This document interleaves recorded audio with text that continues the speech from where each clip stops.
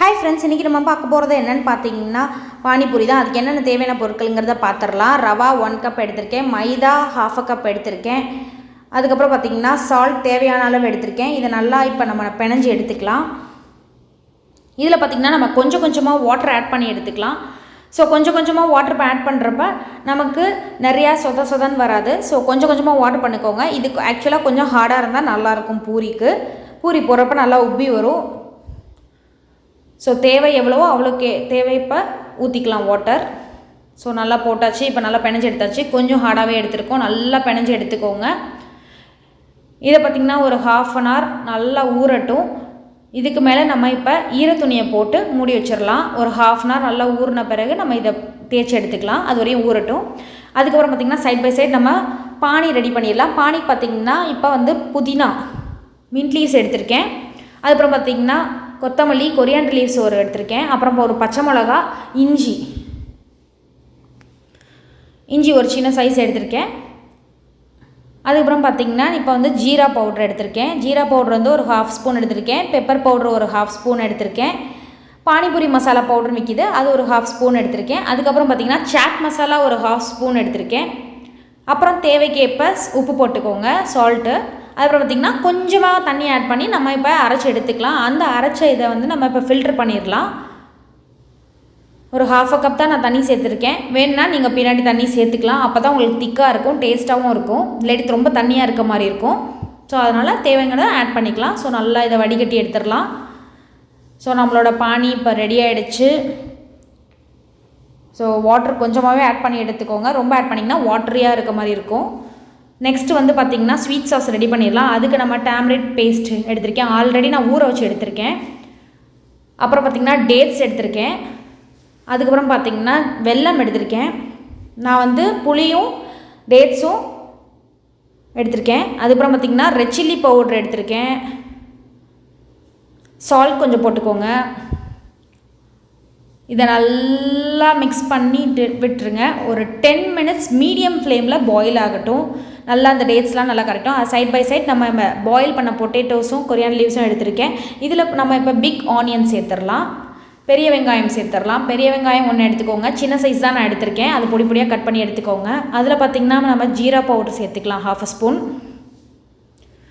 Chat masala சேர்த்துக்கோங்க 1/2 spoon. அப்புறம் salt தேவையான உப்பு சேர்த்துக்கோங்க.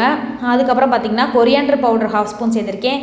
அப்புறம் பார்த்திங்கன்னா மேங்கோ பவுடர் சேர்த்துருக்கேன். இதெல்லாம் போட்டு நல்லா பிணைஞ்சு எடுத்துக்கோங்க. நல்லா ஆக்சுவலாக பாயில் பண்ணல, ரொம்ப 2 விசில்ஸ் தான் விட்டு பாயில் பண்ணேன். நீங்கள் நிறையா வேணாலும் பாயில் பண்ணிக்கலாம் பொட்டேட்டோவை.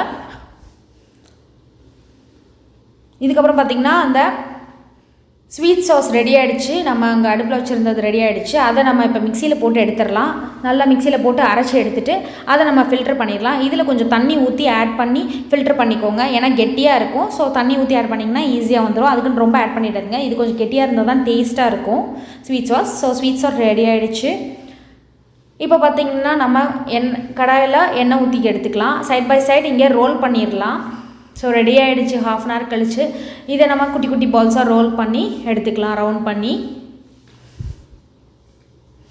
ஸோ இதை நல்லா ரொம்ப தின்னாக தேய்ங்க. அப்போ தான் நல்லா உப்பி வரும், நல்லா மொறுமொறுன்னு இருக்கும். ஸோ நல்லா தின்னாக தேய்ச்ச பிறகு நம்ம இதில் வந்து ஒரு கட்டர் வச்சு இல்லை ஏதாவது மூடி அந்த மாதிரி வச்சு கட் பண்ணி எடுத்துக்கலாம் சின்ன சைஸில். நான் இன்றைக்கி ஃபில்டர் காஃபி கப்போட மூடியை தான் வச்சு எடுத்திருக்கேன். ஸோ அது மாதிரி போட்டு எடுத்துடலாம்.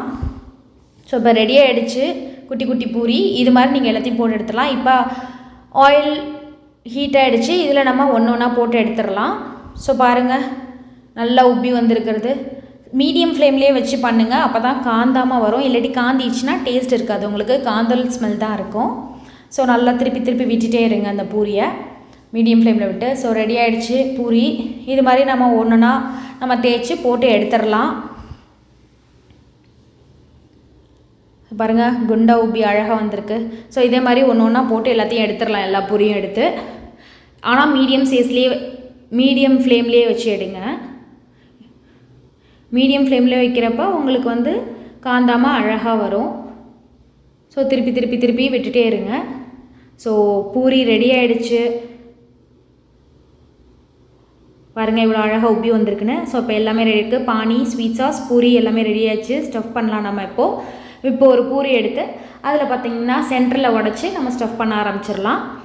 இதில் பார்த்திங்கன்னா பொட்டேட்டோஸ் ஃபஸ்ட்டு ஸ்டஃப் பண்ணிக்கோங்க. உங்களுக்கு அதுக்கு மேலே ஆனியன் வேணும்னா நீங்கள் ஆனியன் போட்டுக்கலாம், சேவ் வேணும்னா சேவ் போட்டுக்கலாம். நம்ம பண்ணுற ஸ்டஃபிங் தான். ஸோ இன்றைக்கி நான் அந்த பொட்டேட்டோ ஸ்டஃபிங்கை நான் இதுக்குள்ளே போடுறேன். அதுக்கு மேலே பார்த்திங்கன்னா இப்போது அந்த ஸ்வீட் சாஸ், டேமரின், டேட்ஸ் எல்லாம் போட்ட சாஸை நம்ம இதில் ஊற்றி எடுத்துடலாம். வெல்லமும் போட்டிருக்கேன் அதில். அதுக்கப்புறம் பார்த்திங்கன்னா சேவ் போட்டுக்கலாம். இதில் வேணும்னா ஆனியன் கூட போட்டு எடுத்துக்கலாம். நீங்கள் பிக் ஆனியன் பொடி பொடியாக நறுக்கி, நான் இன்றைக்கி போடலை. அதுக்கு மேலே பானி சேர்த்துக்கலாம். ஸோ அதுக்கு மேலே பானி சேர்த்தாச்சு. இப்போ நம்ம பானிபூரி ரெடி ஆகிடுச்சு. ஸோ என்ஜாய் பண்ணுங்கள். பானிபூரியை நம்ம வீட்டிலருந்தே செஞ்சு பார்க்கலாம், ஈஸி தான். ஸோ பானிபூரி பார்க்கவே அழகாக இருக்குது, டேஸ்ட்டாகவும் இருக்குது. நீங்கள் வெளியில் போய் சாப்பிட்ணுன்னு அவசியம் இல்லை. இந்த வீடியோ உங்களுக்கு பிடிச்சிருந்தா லைக் பண்ணுங்கள், கமெண்ட் பண்ணுங்கள், ஷேர் பண்ணுங்கள். தேங்க்ஸ் ஃபார் வாட்சிங்.